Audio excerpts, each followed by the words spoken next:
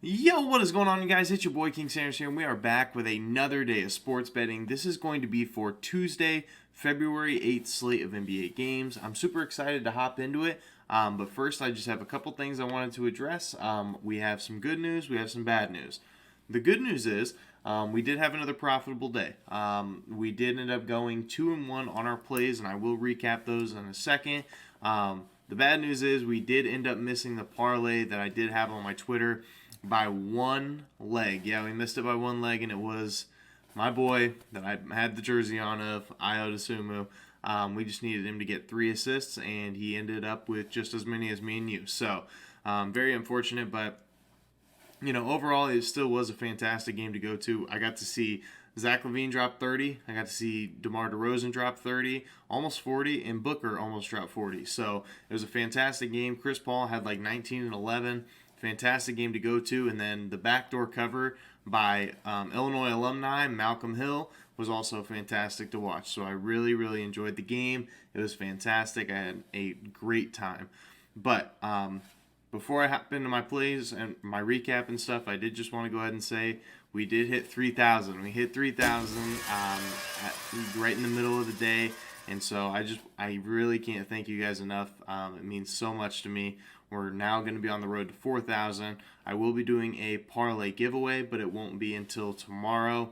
I didn't get home from the Bulls game until like 12:30 at night, so then I started doing the research after that. And then I had to still record, had to still edit, well, at least send it off to get edited, stuff like that. So had a lot of stuff I had to do. It's already super late. Got to get up for work in the morning, so just couldn't do it all. So let's go ahead and recap yesterday's picks. Like I said, we ended up going 2-1 on the day.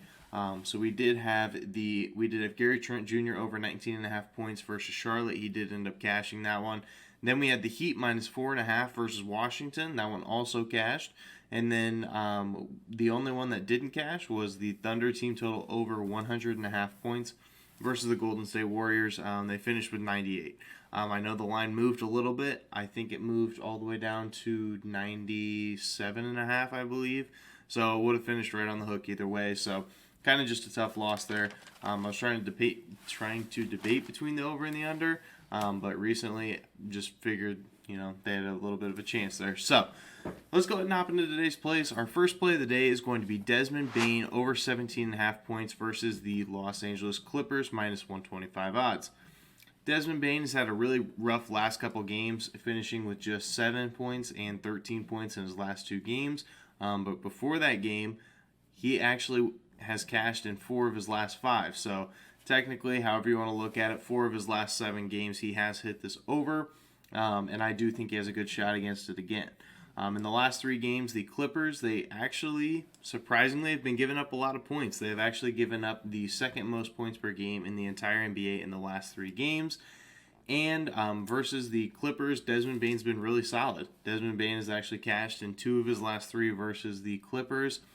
And the Clippers, like I said, they've been scoring a lot of points, and they have been giving up a lot of points as well. So I do think they're able to keep it close. And in the last 3 games, the Clippers have gone over their point total, and their line is set at 228 now, which is pretty high for a Clippers game. So I do like the play there. That's our first play of the day. Desmond Bane over 17.5 points versus the Clippers minus 125 odds. Our second play of the day is going to be Al Horford over 6.5 rebounds versus Brooklyn minus 140 odds. Al Horford has cashed this line in 4 straight games, so he's been just really good at rebounding the basketball, and he has a very great matchup here versus Brooklyn. In the last 3 games, Brooklyn has given up the 4th most rebounds per game in general to just opposing teams.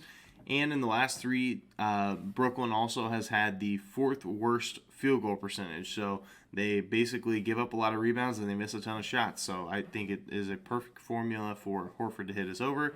And Brooklyn, they also play at the 8th fastest pace in the entire NBA. So all of this, I mean, you're looking at a fast-paced team that misses a lot of shots, that gives up a lot of rebounds. I mean, that's literally a perfect formula for an over. So I'm going to take a chance on it. Al Horford over 6.5 rebounds versus Brooklyn, minus 140 odds. Our third play of the day is going to be the Minnesota Timberwolves, minus 3.5 versus the Sacramento Kings, minus 110 odds. Now, the Timberwolves, they've been really, really solid as of recently. They have actually covered in 4 straight games against whatever their spread is. And versus Sacramento, they've been just as good. If you look at it versus Sacramento in their last 4 games, they've actually won and covered in 3 of them, and it's kind of been by double digits. So I do think we see another advantage there.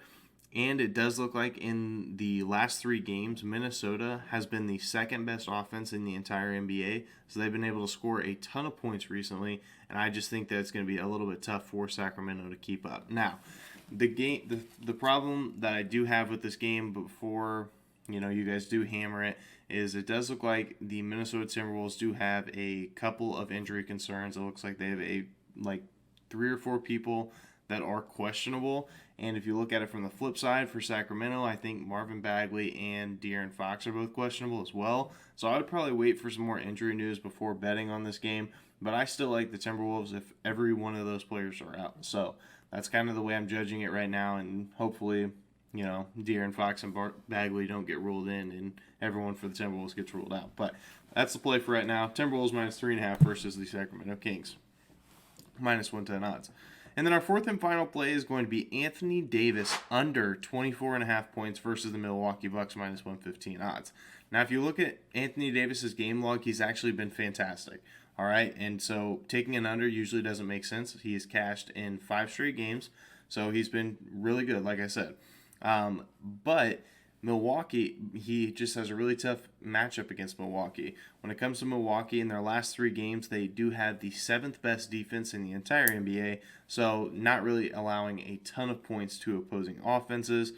And in Anthony Davis's last 2 games versus Milwaukee, he hasn't hit this over, so he's cashed this bet for us in his last 2 games.